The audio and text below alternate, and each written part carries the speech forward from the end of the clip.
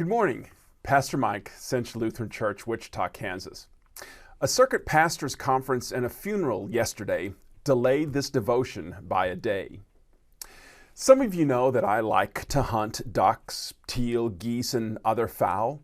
Growing up in the rice fields of eastern Arkansas afforded many opportunities to hunt waterfowl, so birds have been a fascination to me.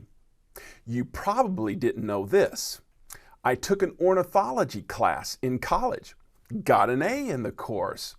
Dr. Holtz, my professor, taught us bird anatomy and their adaptations to certain niches, but bird identification was the main subject.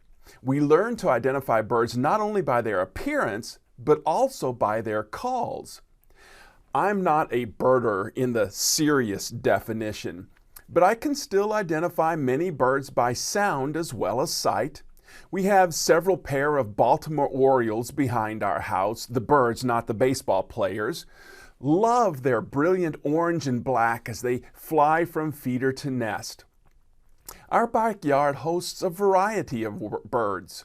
Bell's vireo, house finch, purple finch, several species of warblers, blue jays, mockingbirds, brown thrush, northern cardinals, house wrens, Carolina chickadees, blue-gray gnatcatchers, and eastern flycatchers. Can't have too many of those last two. Then there are what I call the pest birds, the common grackle, starlings, house sparrows, red-winged blackbirds, cattle egrets, and seagulls. Yes, seagulls. The nearby sandpit lake has many seagulls.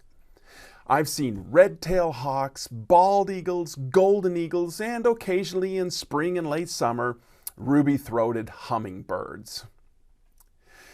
Many of these I can identify just by their calls. It takes practice, it takes listening carefully, but it's not difficult.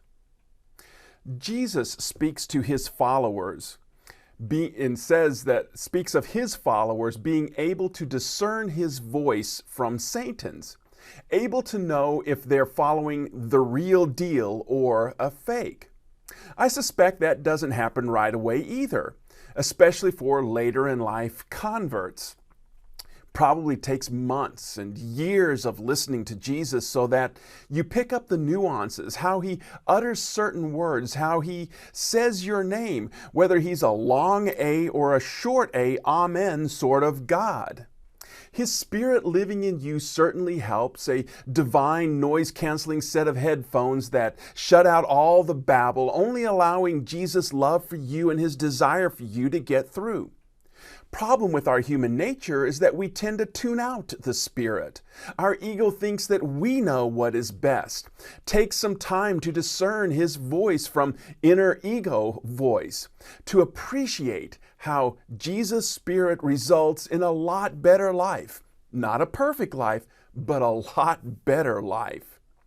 I'm not sure I'll ever be as good as Dr. Holtz when it comes to identifying birds by their calls.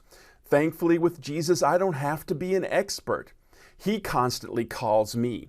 He's there in his word. He's there in his Spirit, fine-tuning my heart day after day, year after year, making his voice unmistakable.